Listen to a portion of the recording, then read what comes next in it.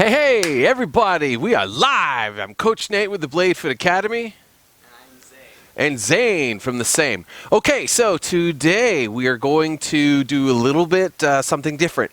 We are excited, guys, to be in phase 2. That means that Thursdays we get to meet, and we do have room for just a few more fighters, okay? So for those of you who maybe want to rejoin the BladeFit Academy, or for those of you who have been thinking, oh my gosh, that looks so fun, but can't do it, we are open Thursday from 5:30 to 7:30. But first you got to register. So please let us know in the comments if you want to register. And then that way we know that you're coming. And again, really quickly, when you come in, you sign a thing. We take your temperature. There's just a small questionnaire just to make sure that we're all healthy because we're going to be in close proximity. Also, bring a mask. Guys, I know in the news there's all kinds of things about this and that and the other things that matter. Forget all that. We have our protocol. We're going to stick with it. We're just gonna go like we always do. Okay. It's just we got to do it, and it's best that way. So we're going to do it. So, also, what I wanted to tell you about today's lesson is that we are going to focus on single stick, okay? So we're going to do a lot more single stick training as we go along, even for younger students, in preparation for when they get old enough to participate in single stick, okay? So that's a gateway into saber and broadsword training. And we're also going to utilize the MSF equipment to help us in that. So really, really exciting stuff. Okay, so let's talk about what we learned the last 2 weeks. We have been focusing on using our soft gear to go through I-33 transitions, sort of. But today we're going to set that aside, and we are actually going to use our single stick. Now, because on Thursdays we have chance to be vigorous and do a lot of training, we are not going to focus so much on the warm-ups on our online class. We are going to focus on certain techniques, okay? Now, before you start class, you ought to have been up, you ought to have been moved around a little bit, and you ought to be a little bit warm. So we're just going to do bare minimum warm-ups from now on, starting with right now. So, but first, what we need to do is hop up and down. Let's hop up and down. Hop up and down, up and down, up and down, up and down. Hippity hoppity hoppity hop. Okay. Keep it going. Same as always. Boxer steps. Boxer steps. Dun dun dun dun dun. Boxer steps. Yada yada yada yada yada. Can you tell we're I don't know who turned that light off, but we should probably turn it on, eh? All right. Yep. All right. Keep hopping while you do it. Just kidding. Don't hurt yourself. All right. Okay. Stop. Good. Good. Good. Good. All right. So we are going to work on some footwork today. So we have to warm up our legs some more. Okay. So right leg in front. We're going to open up our hips here, and so 10 times the action I just did, and go 1, 2, 3. Hip warm ups. 4, 5, 6, 7, 8, 9, 10. Good job, guys. Okay, switch. Left leg in front. Here we go. 1, 2, 3, 4, 5, 6, 7, 8, 9. Last one. 10. Woohoo! Okay, arms. Okay. Okay. Yeah, let him in there. He doesn't need to come out. Okay. Woo! All right. Swim. Swim, swim, swim with the arm of the arms. All right, reverse them. Backstroke. Backstroke. Backstroke some more. The bratty dog wants to come in. No, dog, stay in there. Into where we are. into the inner sanctum of us. Yeah, not to get too existential. Okay, so next, let's look down and up and down, up, down. Have a good foundation with your feet. Up, down, up. 2 more times, guys. Down, up. Last rep, down, and up. Good. Neutral position. Look over your right shoulder. Boy, he really wants out. Left shoulder. Yeah. Right shoulder. Am I going to change my mind on live Facebook? Left. Place your bets now. Just kidding. Right. Left. All right. 2 more times, guys. Right. And left. Good. Okay. So shake your wrists out. Okay. Shake them out. We're going to rotate them. See, rotate them. Moving to the outside. Moving to the outside. Move to the inside. Inside. Outside again. Keep it going. I want to see if this dog has to use the bathroom. Come on, boy. Here you go. He just wants to be with us. Ruin things. All right, outside again? Or were we on outside? Yeah, see, here he is. Inside. See, he's already, yeah. He needs a walk and it's been raining all day. Okay. Oh, okay. All right. So, white knuckles. Open. Right, like blast them open, stretch them open. White knuckle. Blast them open. Ah, he wants a cool drink of rainwater. Fist. Open. I hope not. He likes them. Fists. And open. Okay, focus on class. Let's focus on class. Okay, all right, guys. So, let's talk about footwork for Saber really quick. So, well, first off, I'm going to put on my Elite Handy Glove. Just because. Okay, so I have here my Saber. Now, when I hold it, okay, I got my stick here. I don't want to hold it like this, okay? This, I don't want to just hold it like this. That's called the hammer grip, yeah? I don't want to just hold it like this.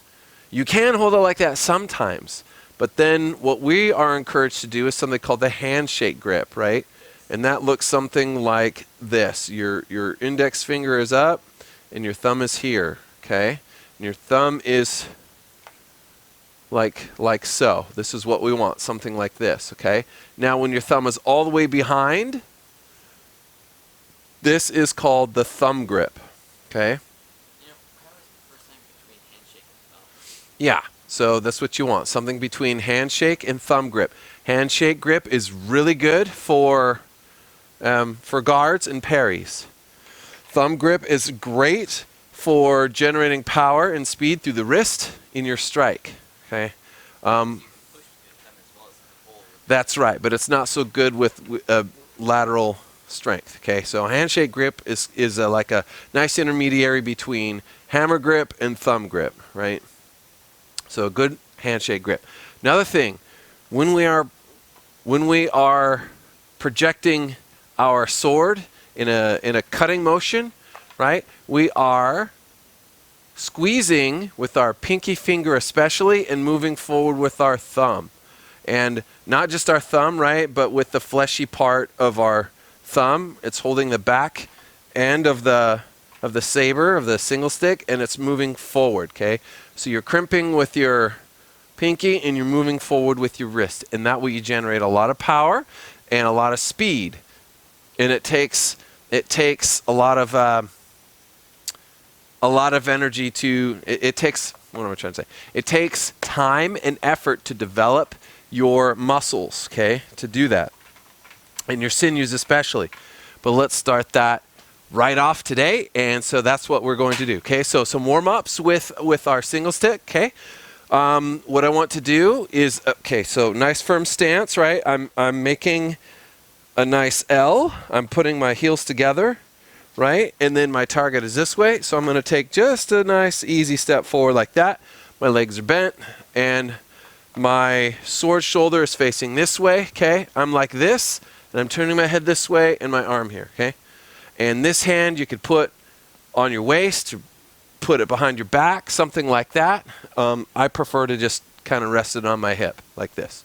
Okay, so the warm-up, what we want to do is we want to do what's called a Molinet. So from the inside, I'm just going to gently roll it, and it's not my arm, right? It's my wrist. At the wrist, I want to do this. Now, this is called a Molinet or a parade, right? A Molinet is when I'm parrying and then striking again.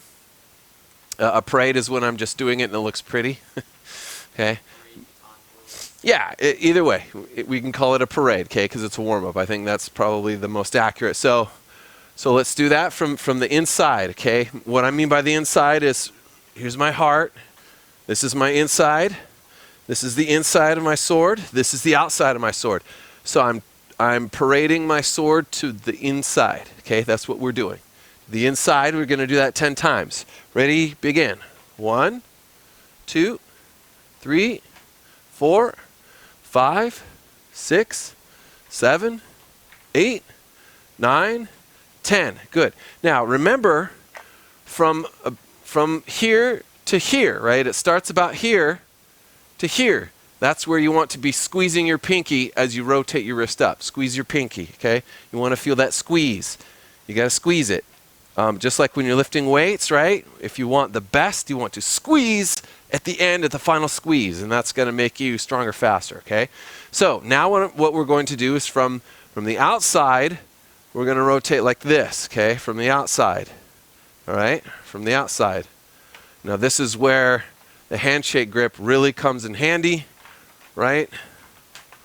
Right, because we're pivoting in between our thumb and our forefinger, but the pinky is still there. You still want to squeeze with your pinky, right? It's a little harder to find, but we're going to do that, okay? So face that way, just like me.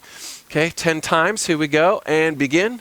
1, 2, 3, 4, 5, 6, 7, 8, 9, and 10. Very good, guys. All right, so now what we're going to do is we're going to do a cut 3. Right? Cut 3, 10 times. Right? I'm starting outside guard. I turn to inside guard. I rotate up and then go back to outside guard. This one's tricky. Can you do it? Let's do this one 10 times. Okay? Ready? Begin. 1, 2. Now remember, you need to follow through all the way with the bladed side of your sword when you cut through. When we cut through, right? We're cutting through. And then in the reset, that's when we turn our wrists. What we are not doing is making a rotation here and then cutting up with our back edge, because in Saber, there is no back edge, okay? It's bad form. We want to cut. When we cut, our hand is like this, coming up, okay? So let's, where were we? 3? Okay, here we go. Ready, begin. 4, 5, 6, good, Zane. 7, 8, 9, and 10. Excellent. Okay, now cut 4, right? Cut 4. Okay, so I'm going to be an inside guard. I'm going to do a cut 4 and back to inside guard. Cut 4, back to inside guard. Cut 4, back to inside guard. Okay, now same thing. When we cut 4, we don't want to cut up like this with our back edge. Because sabers don't have a back edge, number 1. Number 2, it's bad form. It's improper. You want to be following through as you cut up, right? You want to transition to thumb grip as you cut up, and then come back to inside guard. Yes? Okay. So, 10 times. Ready? Begin. 1, 2, 3, 4, 5, 6, 7, 8, 9, and 10. Very good, guys. Okay, if you struggle with that, that's okay. This takes a while to learn, but every day you should be doing it. The more you man, I'm tongue-tied today. You will get better faster at Saber if you work on these exercises. The fundamentals are important. You need to strengthen your wrist, and the secret is rotating the Saber around using the strength of your pinky. Okay? It's so vital. Okay? It's so vital. Okay, so let's talk about guards. And we're going to go through the Roth tradition of the Napoleonic era regimental British swordsmanship of the Saber, okay? So, let's talk about our guards. So, Zane, do you remember some of those guards? Yeah, so we have outside guard, guarding your outside, inside guard, guarding your inside, St. George, which is kind of just a really nice guard, we have hanging guard, another hanging guard, and we have that half hangers. All right, that's pretty good. That's pretty good. And you know what? I forgot that that camera can't hear you at all. So let's sum them up, okay? So we've got outside guard. Now remember, the further out your arm is, the better, okay? Now obviously you can't fight, especially with broadswords, way out here all the time. Okay, you gotta be careful and cognizant of how you're expending your strength, right? But when we train, especially with single sticks, the more out we are, the more protected we are from our opponent, and the better it is for form. Okay, we want to work our shoulder and we want to work our wrist. Okay, so it's very comfortable here, and this is sort of more of a broadsword stance, but we really want to be extending our arm out more. Okay, when we train, and then that way we're training our arm, we're getting our arm nice and beefy. So the first one you mentioned was Outside. Outside guard. Okay, so when we're going in outside guard, take a 2 steps back towards there and face me. Okay, so when he goes outside guard, it is very important that this blade intersects. See, here is his center line, and he is making himself a smaller target by getting in his proper stance. Okay, good, just like so. And now what he's doing is he's going to make sure he covers both his outside and his inside with the sword. The inside line to his heart, okay, he wants to cover by his sword crossing over that line. And so if I try and thrust at him, he could either do that, but if I'm here stabbing at you, you can, yes, do that. Or if I'm over the top, you can do that or that, right? He could block that, right? There's several different things that he could do. So so outside guard, you need to make sure that this part of the sword actually covers your center, okay? Another thing to consider, the masters say, especially, masters say that the tip of your stick, hold still so we can do this, okay, needs to be just under the right eye of your opponent. Okay, like so, right? So, like so. We really don't have a whole lot of room. Can you step back another step? Okay, so he's there and I'm here, okay, and I want to put my sword here. I'm not putting it under his eye, but I want it pointed towards his eye, right? So that's outside guard. This is inside guard, okay, for me. So he's doing inside guard, yes, right? And then that way you're covering a lot of angles of attack. You can't cover everywhere at once, but at least you can. This is a strong cover to my inside guard. I'm inviting him to attack my outside guard. It's sort of an invite. And if he does, very quickly can I go and cover my outside, right? So inside guard and outside guard are your bread and butter for the British tradition in the Napoleonic era, taught by Roth, okay? So again, outside guard, inside guard. The stick is not here. It's not pointed like this. It is like this, okay? Just under the right eye. The point is right under the right eye of your opponent, okay? When you're sizing it up, it's not actually under his right eye, okay, guys? I know it's some of you smart Alex out there, okay? But when I'm looking, okay, it's right just below his right eye. Okay, that's where you want it. Appear to be from a first-person That's right. That's what you want. And the reason why is your point, even though that in Saber there's not a whole lot of thrusting, there is some. And you always have to give them the threat of the point. Okay? Because if you don't, he's gonna have that threat towards you. And anyway, you just have to, okay? I'm not going to get on a diatribe about that. Okay, so because thrusting is an important part of this. All right. 9 more minutes before 4:30. I'm running my mouth too much. Okay, so well, we have to establish the proper stance, right? Okay, so that's where we're at.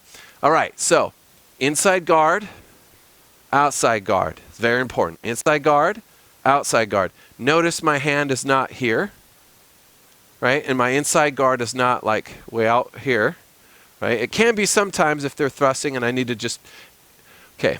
So if I'm cutting at Zane with a very powerful number 1 cut, his inside guard, he does have to meet me, right? So maybe he is, if I'm really, especially if I'm winding up and I'm coming, right, to get him, right, hard, then his inside guard, he is going to be more aggressive putting it on that side, right?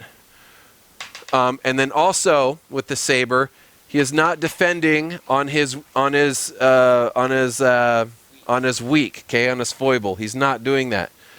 He wants it on his forte or his strong, okay, on his fort. Okay, so if I'm striking a number 1, that's exactly what he wants to do. We're a little too close to each other, but that's what he wants to do. He wants to use his fort to cover that. Why? Because it's very strong. If he was to parry with the weak, yeah, he'd have to be doing something like that. So let's say you're very low, and I come at you here, and that's all you got. I can, hold still. I can overpower him very easily, as if the parry wasn't even there, okay? Even though he got a piece of it. But if he does it wrong, okay, then I could really overpower that quite easily. Okay, so it's best to do it with the fort, okay? So, all right, so inside guard, outside guard. So really quickly, we're going to run a little drill, but, well, okay. So we don't have our masks on. We're going to go very, very slowly, okay? It's always important, guys, when you run a drill, especially with people you don't normally do this with, you have to be very controlled, number 1. Number 2, you have to have the proper safety equipment, okay? So I don't want anyone to do this wrongly. Zane and I are going to go very slow, okay, Zane? Let's do this. Okay, stand right there. Hurry, hurry, hurry. So I'm going to throw number 1 cut, and I'm not actually going to be hitting him, right? And then he is going to do inside guard, okay? Then I'm going to retreat. So I was an outside guard. I threw a number 1, and he went to inside guard.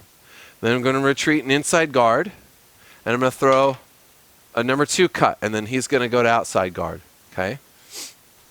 So I'm going to attack Zane first in outside, or with the number 1 cut, and he's going to go inside. Then I'm going to retreat, and then I'm going to go number 2 cut, and see how he does that?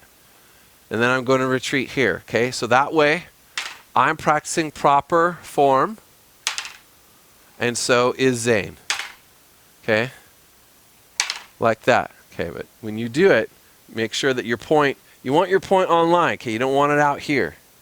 You always want your point online, because what if the opportunity presents itself for a thrust, okay? That's why I'm saying, right, in proper swordsmanship, not necessarily with stick fighting, but with proper swordsmanship, the pointy end is very powerful, okay? Doesn't matter what sword you have, really. Okay, Zane, focus, focus, okay? Hurry, hurry, hurry. More energy, dude. Come on. So I'm going to attack like so, nice and slow, okay, so that he can... You're doing very good with that point. It's making me nervous because I don't have my gear. Okay. Okay. Good. Good. See where his point is? That's excellent. Now, right here, he not only parried, but he's threatening me very, very much. And so I'm going to have to react to that. Okay. He's very threatening with that. So again, that just goes to show that he did that. Same. He did the proper parry, and then so here he is, and notice where I attacked is in the middle of my of my sword, of my stick. So I'm not at a very strong parrying position. So as he counters, he could come in and thrust in, but that's not part of the drill. Okay, let's focus on the drill. But that's very good. Okay, so now what I'm going to do is I'm going to be an outside guard, and what I want you to do, I want you to go number 1 hit. Okay, retreat inside guard. Number 2 hit. Right. Okay, a couple of those, nice and easy, nice and easy. Okay, right. Good. Good. Good. All right, stop. Okay, so inside, outside guard. We're going to be practicing some of the other guards later in other classes, but now for the solo drill, guys. For the solo drill, you can combine 2 of those in one by being the attacker. What I mean by that is, don't fidget, please. Is I'm in outside guard. I throw a cut number 1. I come back to inside guard. Okay, come back to inside guard, then throw a cut 2. Outside guard, cut 1. Outside guard, cut 2. Now, as I throw my cuts, right, I want to make sure that my point is not wildly off to the side somewhere. I want to make sure that as I cut, if they parried wrong, I should be able to either power through that and offer a push cut, or power through that and actually end up in a thrust. Okay? Because, well, that's part of it. Okay? Good sportsmanship. So, from outside guard, cut, to inside guard, cut number 2. Okay? Outside guard, cut number 1, inside guard, cut number 2. Now, with the footwork, all right, just take a little step. Make sure that your, man, I have no words today. Make sure that your center of balance is right over your pelvis as you do that. Okay, come back, cut, come back. You don't want to overdo yourself. Okay, your head shouldn't be over your knee, right? Like so, like so. Okay. All right, guys, great job. We are going to hop on the Zoom call, and so hope to see you there. I hope that this was high energy enough for you guys. It's been a really weird week. It's been raining, and it's June, and it's been kind of cold, and so everyone's just sort of in this weird funk, snuggly mood. So I will catch you guys next time. See ya. Goodbye, and happy Donald Duck Day. Ah, yeah, it's Donald Duck's birthday.